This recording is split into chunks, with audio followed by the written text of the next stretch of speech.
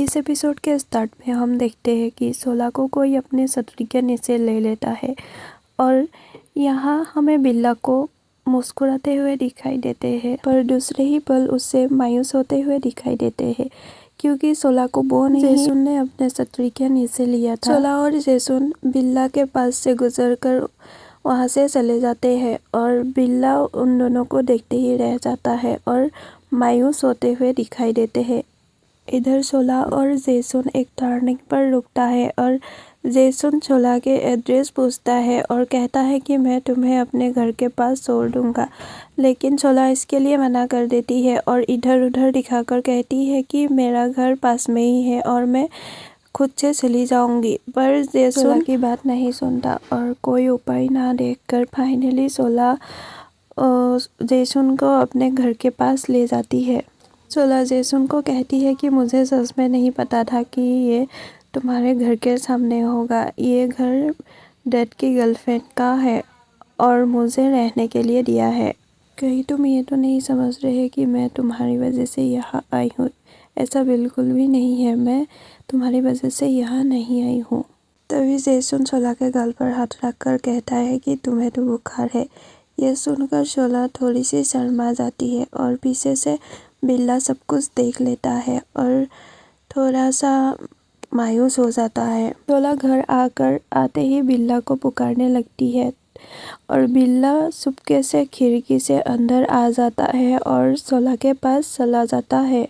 सोला बिल्ला को भीगा हुआ देखकर उसको टॉवेल से साफ करती है और वो देखती है कि बिल्ला ने आज कुछ भी नहीं खाया है, तो बिल्ला को पूछता है कि क्या तुम आज खाना नहीं खाए, क्या तुम दूध पीना चाहोगे? तो वो उसको दूध दे देती है। सोला कहती है कि तुम्हारा नाम कितना अजीब है, क्या मैं तुम्हें कोई अलग नाम से पुकार सकती हूँ? ये कहकर सोला बिल्ला के लिए नाम सोचने लगती है। थोड़ा सोचकर सोला कहती है कि आज से तुम्हारा नाम होंगजो है। जब तक तुम मेरे साथ रहोगे तब तक तुम्हारा नाम हंगजो है। और सोला बिल्ला को हंगजो कहकर पुकारती है और यह सुनकर हंगजो वहाँ से भाग जाता है और कुछ सामान गिरा देता है और सोला वहाँ जाकर सामान उठाने लगती है। तभी उसे कुछ पुरानी चीज़ें मिलती है। वहाँ सोला को उसकी ही एक ड्राइंग मिलती है जो उसने हाई स्कूल में बनाई थी और ये देखकर उसे हाई स्कूल की याद आने लगती है। फ्लैशबैक में हमें दिखाया जाता है कि सोला डूसिक और जेसुन एक ही क्लास में ड्राइंग सीखते थे। डूसिक सोला से कहता है कि तुम हमेशा एक ही ड्राइंग क्यों बनाते रहती हो? तब सोला कहती है कि मुझे ये पसंद है। तभी पास में बैठे हुए जेसुन को अपने पापा का कॉल आता है और जेसुन अपने पापा से ऐसे बात कर रहे होते हैं कि वो दोनों दूसरे को जानते ही ना हो और ये सुनकर डूसिक और सोला उस पर हंसते हुए कहते हैं कि क्या तुम अपने पापा से भी ऐसे ही बात करते हो जैसे तुम दोनों कभी मिले ही ना हो? तब जेसुन बोलता है कि उन्होंने मुझे 3 दिन पहले ही अडॉप्ट किया है। यह सुनकर सोला थोड़ी सी दुखी हो जाती है। कुछ समय बाद जेसुन गार्डन में अकेले बैठा हुआ होता है। तभी सोला वहाँ आती है और उस बात के लिए सोला जेसुन से माफ़ी मांगती है और जेसुन उसे कुछ नहीं बताता। तब सोला कहती है कि मेरी भी माँ नहीं है, जब मैं सोती थी तभी मेरी माँ गुजर गई थी और तब से मेरे पापा भी गुमसुम सा रहता है, मुझसे भी अच्छे से बात नहीं करते। जेसुन बोलता है कि तुम मुझे ये सब क्यों बता रही हो? तब सोला कहती है कि मुझे लगा तुम भी मेरी तरह हो और ये सुनकर तुम्हें अच्छा महसूस होगा कि तुम्हारी तरह कोई और भी है।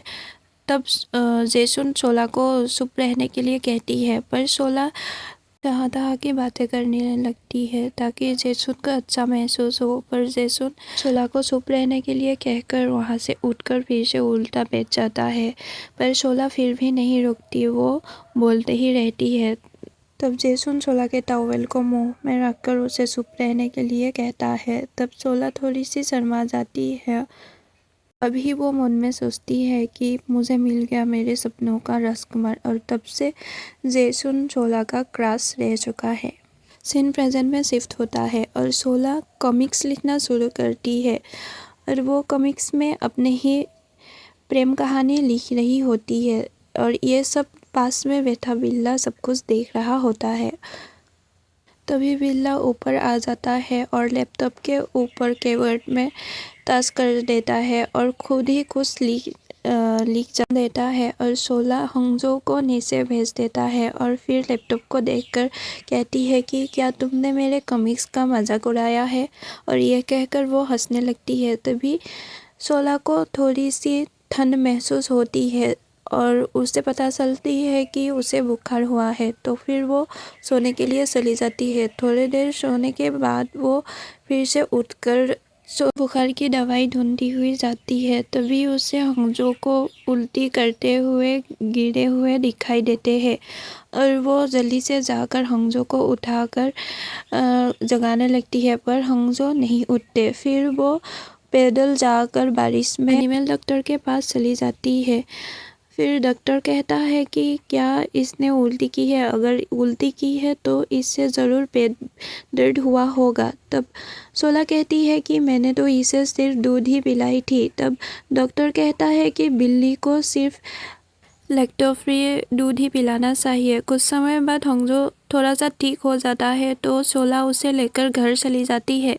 हंगजो को कहती है कि सब कुछ मेरी वजह से हुआ है और ये कहकर वो कुछ समय बाद हंगजो के पास ही सो जाती है और उसके सोने के बाद बिल्ला फिर से इंसान के रूप में आ जाता है और सोला को देखती है तो उसे पता चलता है कि सोला को बहुत तेज बुखार हुआ है। तो फिर वो रात भर जागकर सोला का ध्यान रखता है। पिछले दिन जब सोला जागकर उठती है तब वो उठते ही हंगजो को ढूंढने लगती है। तभी वो पीछे मुड़ती है तो हंगजो उसके पास ही बैठा हुआ था। तब वो हंगजो को कहती है कि तुम ठीक हो गए हो। तब बिल्ला मन में सोचता है कि ये तो मुझे पसंद भी नहीं करती, फिर भी उसने कल मुझे क्यों हॉस्पिटल लेकर गई। उसके बाद सोला हंगजो को खाना खाने के लिए देती है। तभी किसी का मैसेज आता है। तब सोला फ़ोन देखती है तो ये मैसेज जेसन का था और जेसन बता रहा था कि मैंने तुम्हारे लिए दरवाजे पर बुखार का दवाई रखा है। और सोला जल्दी से जाकर दरवाजे पे रखा हुआ बुखार की दवाई लेती है और मन ही मन मुस्कुराने लगती है। सोला मुस्कुराती हुई अंदर आती है और ये हंगजो भी देख लेता है। फिर सोला ऊपर खिड़की के पास जाती है और ऊपर जाकर खिड़की से जेसन के कैफ़े की तरफ देखती है। जेसन बाहर ही सफाई कर रहा होता है और जेसन भी सोला को देख लेता है। फिर वो सोला को पूछता है कि क्या तुम्हारा बुखार ठीक हो गया है। तब सोला कहती है कि हाँ, अब तुम्हारी दवाई की वजह से ठीक हो जाएगा। इसे से ये सब बातें हंगजो भी सुन लेता है और ये सुनकर वो दुखी हो जाता है। कुछ समय बाद सोला ऑफिस चली जाती है और ऑफिस में उसे खुशी से काम करते हुए देखकर दूसरी उसे पूछता है कि क्या आज तुम्हारे साथ कुछ अच्छा हुआ है जो तुम इतनी खुश दिख रही हो। तब सोला धीरे आवाज़ में दूसरी को बताती है कि मैंने फिर से कॉमिक्स लिखना शुरू कर दी है। तब दूसरी उसे पूछता है कि क्या तुम ये जब छोड़ने वाली हो, तभी मैंने तुम्हारी वजह से ये जॉब ज्वाइन किया था। अगर तुम चली जाओगी तो मैं फिर से अकेला पड़ जाऊंगा। अभी पीछे से जीवन आ जाती है और जीवन को देखकर दूसरी उठकर कहता है कि लगाओ, तुम कार्ड लगा दो जो लगाना चाहती हो। तब जीवन कहती है कि तुमने मुझे कहा था ना मैं तुमसे बात नहीं करती, तो फिर मैं आज से तुमसे बात करूँगी। बॉस ने कहा है कि ये लोगो चेंज कर दो। ये कहकर जीवन अपने सीट पर चली जाती है। आज के लिए बस इतना ही। वीडियो अच्छा लगा हो तो वीडियो को लाइक और चैनल को सब्सक्राइब कर देना और नेक्स्ट पार्ट के लिए ज़रूर कमेंट करके बताना।